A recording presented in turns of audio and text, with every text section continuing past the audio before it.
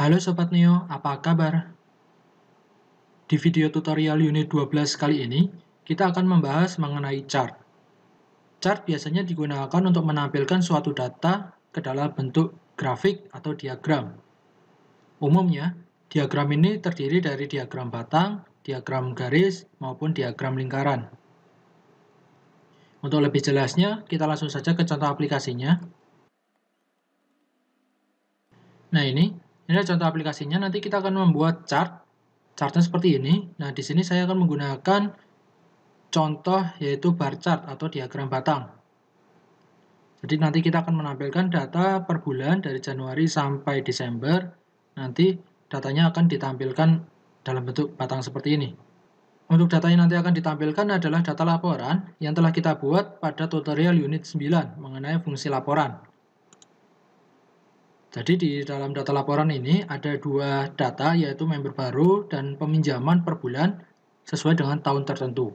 Nanti data-data ini akan kita tampilkan ke dalam bentuk grafik ya.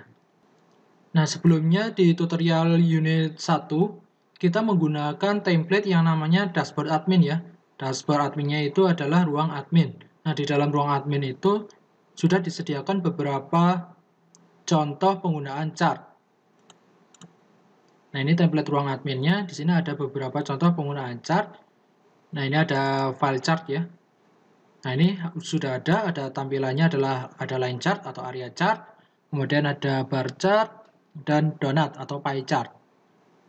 Nanti kita tinggal menggunakan salah satu dari chart-chart yang telah disediakan di template ruang admin ini. Oke, kita langsung saja penerapannya. Kita akan menggunakan bar chart. Silakan kita buka, yaitu klik kanan view page source. Kita cari keywordnya adalah bar chart. Kemudian dari sini sampai sini kita kopikan saja. Kita akan menampilkan bar chart ini di dalam beranda kita. Kita ke codingannya, kita ke view, kemudian kita ke beranda. Kita letakkan di bagian sini saja. Kita pastekan, kemudian kita refresh. Nah, seperti ini ya. Ini tinggal kita maksimalkan saja. Di sini call LG-nya ada 8, kita maksimalkan jadi 12. Kita refresh lagi. Baik, sudah maksimal ya. Nah, perlu kalian ketahui di dalam chart ini ada beberapa library. Dan library ini harus kita gunakan. Di sini jika kita lihat ada library yang namanya vendor chart chartmin.js. Nah, ini kita copy. Kita terapkan di dalam template kita, di dalam file layout, di dalam folder template. Oke, kita letakkan di sini di bagian bawah. Kita letakkan di bawah sini ya. Shift Alt F. Nah, untuk vendornya ini kita tambahkan base URL asset.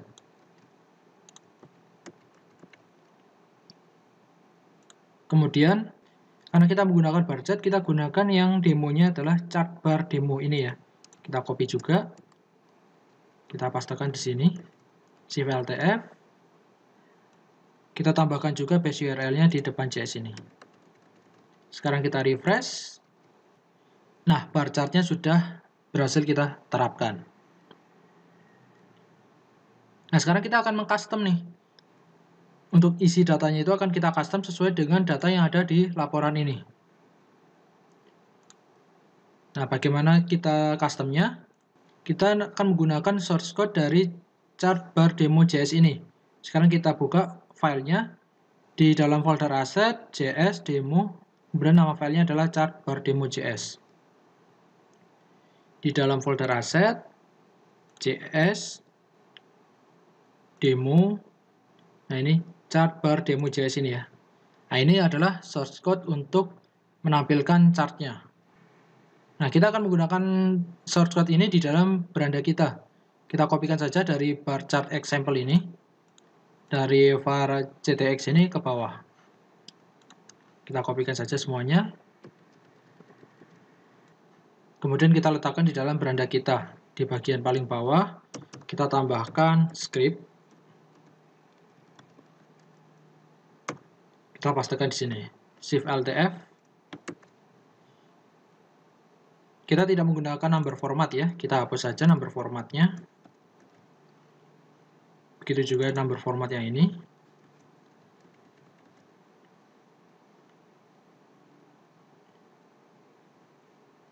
Sekarang untuk yang di layout, kita sudah tidak menggunakan demo chart ini. Demo bar chart ini kita hapus saja. Kita save. Kemudian kita close saja layoutnya. Beranda kita save. Sekarang kita coba cek. Oh, masih belum tampil. Kita coba cek penyebabnya kenapa dia belum tampil.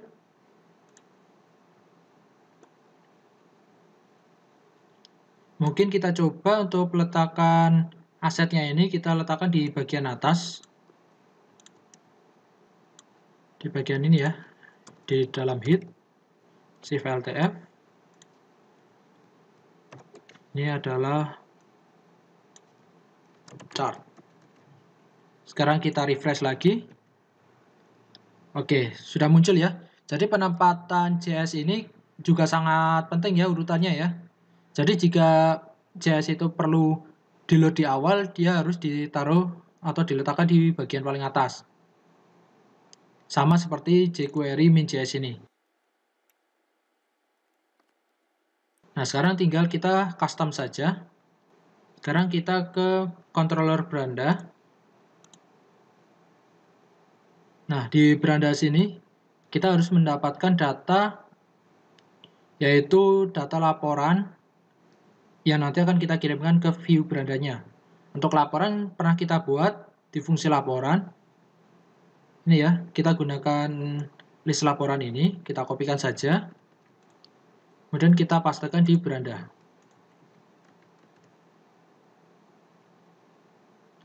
Oke, sekarang kita coba refresh. Ternyata masih ada error.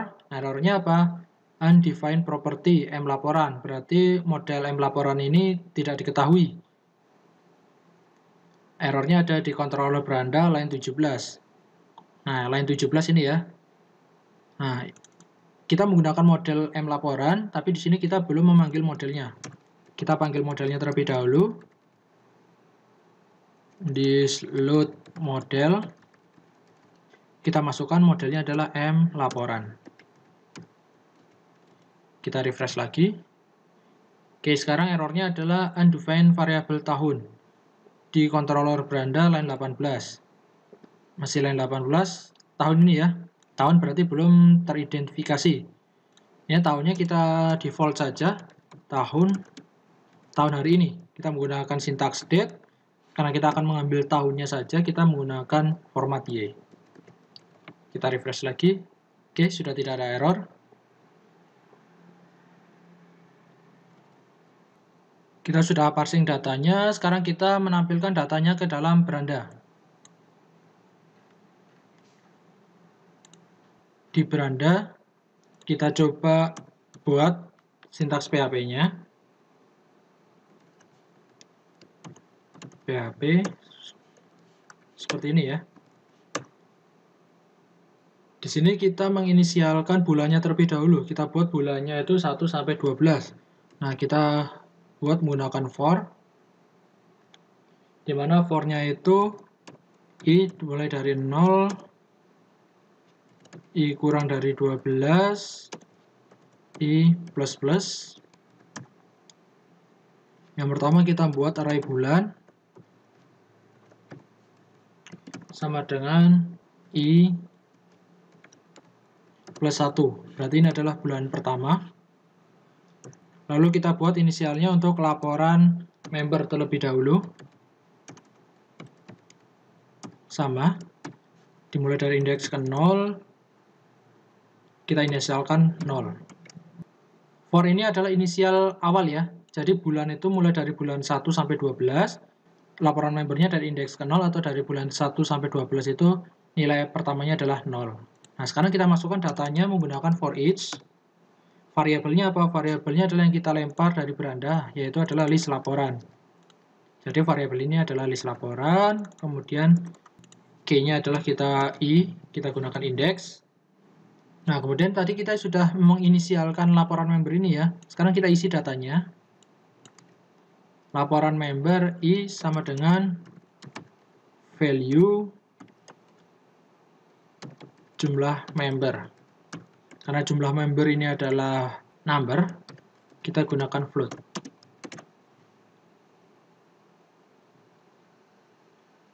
Oke, datanya sudah kita peroleh. Sekarang kita masukkan dua data ini, dua array ini, bulan dan laporan member ke dalam bar chart-nya. Nah, ini untuk bulannya, label bulannya. Kita gunakan JSON encode, yaitu bulan. Dan untuk datanya sama, kita gunakan JSON encode untuk laporan member. Kita save. Sekarang kita refresh. Nah, di sini untuk bulannya 1, 2, 3, 4 berupa angka ya. Nah, sekarang kita ubah bulannya ini menggunakan nama bulannya. Nah, berarti untuk inisial bulannya kita gunakan medium bulan. Seperti ini. Medium bulan itu apa? Medium bulan itu adalah sebuah helper yang pernah kita buat di tutorial mengenai helper dan library, yaitu khususnya adalah date format. Jika kita open, kita tekan F12, adalah ada library atau helper date format ya. Kita gunakan helper saja. Nah, di sini ada medium bulan. Jadi medium bulan itu isinya ada Jan, Februari, Feb, Maret, APR, Mei, dan seterusnya. Nah, selain medium bulan, di sini ada bulan juga. Seperti itu ya. Ini kita menggunakan helper. Jika kita menggunakan library, cara pengaksesannya beda lagi. Silakan nanti kalian buka lagi tutorial mengenai helper dan library, yaitu date format. Sekarang kita refresh. Nah, untuk bulannya sekarang sudah berubah ya, Jan, APR, Jul, Oktober, dan seterusnya. Di sini bulannya tidak full ya, kenapa? Sekarang coba kita ke JS-nya, mungkin ada beberapa yang harus kita ubah-ubah. Mungkin ini max tick limitnya adalah 6. Ini ada kemungkinan 6 itu adalah 6 chart ya. Mungkin kita tambahkan karena ada 12 bulan, mungkin kita buat 12 chart. Oke, kita refresh. Nah, benar ya. Ada Jan, Februari, Maret, APR, Mei, Jun, sampai Desember. Nama bulannya adalah X-axis, sedangkan untuk nominalnya ini adalah Y-axis. Nah, di sini untuk nominalnya kita tidak menggunakan dolar seperti ini ya. Ini adalah nominal berupa uang, sedangkan untuk chart kita adalah hanya berupa jumlah saja. Nah, ini kita hilangkan saja untuk min-max-nya. Kita hapus. Sekarang coba kita refresh. Nah, seperti ini ya. Ini ada dolarnya karena kita menggunakan dolar di sini. Ini dolarnya kita hapus saja. Dan ini dolarnya kita hapus juga. Kita refresh. Nah, dolarnya hilang ya. Kenapa belum ada datanya? Karena defaultnya adalah tahun saat ini. Tahun saat ini adalah 2021. Mungkin jika kita lihat laporan di tahun 2021 tidak ada data ya. Kita coba cek tahunnya berapa, mungkin tahun 2020. Nah, untuk tahun 2020 ada data di bulan November dan Desember ya. Mungkin untuk melihat hasilnya saja, kita default tahunnya adalah tahun 2020 ya. Kita default tahunnya adalah tahun 2020. Kita kembali ke beranda. Nah, sudah ada datanya ya. Untuk November, jumlah membernya ada 2 seperti ini. Oke, untuk tulisannya ini mungkin kita bisa ubah. Kita ganti. Nah, ini kita tambahkan ini ya. Tambahkan titik 2 biar lebih jelas. Nah, jadi seperti ini. Revenue-nya kita ubah, revenue kita cari. Nah, revenue adalah jumlah member. Kita refresh lagi. Nah, seperti ini ya. Nah, di laporan itu ada jumlah member dan jumlah peminjaman. Ada 2 ya. Nah, sekarang untuk jumlah peminjamannya kita parsingkan juga kita masukkan di dalam beranda. Sudah ada juga di dalam beranda ya, karena semuanya jadi satu di dalam list laporan ini. Sekarang kita get datanya menggunakan for each, sama seperti tadi. Kita inisialkan dulu laporan peminjaman.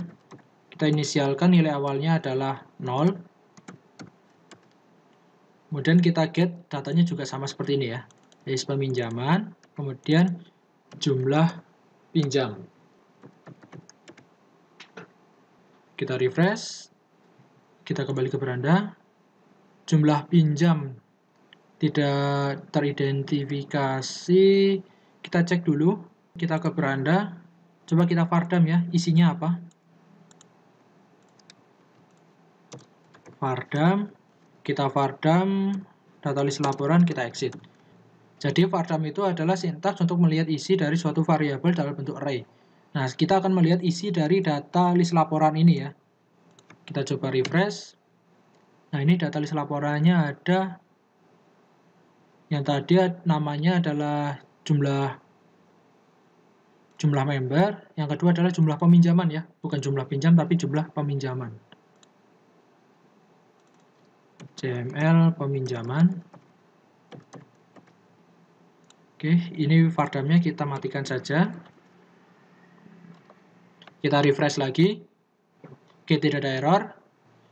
Tapi datanya belum ada ya. Sekarang kita masukkan lab peminjaman ini ke dalam chartnya. Jadi kita akan membuat satu bulan ini ada dua chart ya. Dua chart berbeda. Berarti kita menggunakan dua dataset. Jadi dari sini, dari kurung kurawal ini sampai kurung kurawal tutup, kita copy. Kemudian kita kasih koma di akhir kurung kurawal ini. Kita pastekan dataset yang baru. Ini adalah jumlah peminjaman. Untuk laporannya adalah laporan pinjam. Laporan peminjaman. Sekarang kita refresh. Nah, jadi satu bulan ini ada dua chart ya. Nah, ini adalah jumlah member, kemudian ini adalah jumlah peminjaman. Yang Desember adalah jumlah peminjaman. Nah, untuk warnanya bisa kita ubah. Untuk warnanya apa ya? Untuk warnanya 1CC, kita asal saja, 1CCA 88A. Ini namanya menggunakan kode heksadesimal ya, kode warna. Nanti teman-teman bisa coba searching-searching sendiri kode heksa warnanya apa. Ini saya ngasal untuk warnanya. Mungkin bisa kita refresh, kita coba. Oh, ternyata adalah warna hitam. Seperti ini.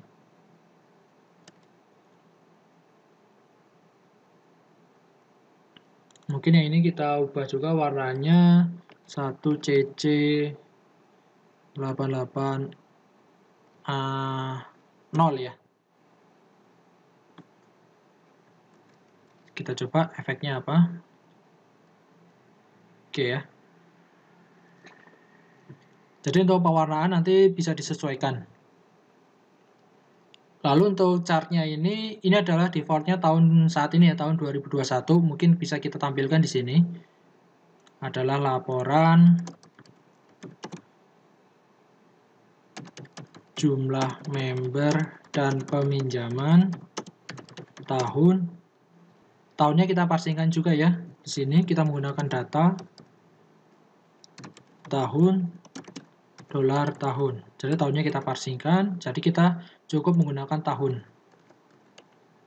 Kita panggil seperti ini. Tahun. Kita refresh. Nah, jadi seperti ini ya. Laporan jumlah member dan peminjaman tahun 2020. Jika ingin menggunakan tahun default tahun hari ini, saat ini, berarti kita gunakan yang ini. Yang atas ya. Yang date Y ini. Refresh. Oke, karena tahun 2021 tidak ada datanya, maka chartnya 0. Nah, jika ada datanya, nanti isinya seperti ini. Ini adalah bentuknya adalah bar chart. Untuk line chart, sebenarnya sintaksnya juga tidak jauh berbeda, yaitu hanya berbeda di type-nya. Untuk line chart, kita lihat type-nya apa. Di sini type-nya adalah line. Berarti kita ubah type-nya adalah line. Kita refresh, kita save. Nah, kita refresh seperti ini ya. Jadinya line itu seperti ini. Ini kenapa jadi satu? Karena warnanya sama ya. Mungkin nanti warnanya bisa kita bedakan. Jadi nanti kita bisa coba modifikasi warnanya sesuai dengan selera kita. Karena kita menggunakan bar chart saja. Sedangkan untuk pie chart, sintaksnya juga beda ya. Kurang lebih sama, tapi ada beberapa perbedaan, yaitu terutama di bagian option-nya. Jika teman-teman ingin mencoba pie chart, silakan teman-teman bisa mempelajarinya dari chart pie demo ini. Nah, ini untuk option-nya seperti ini. Dan untuk penulisan datasetnya seperti ini.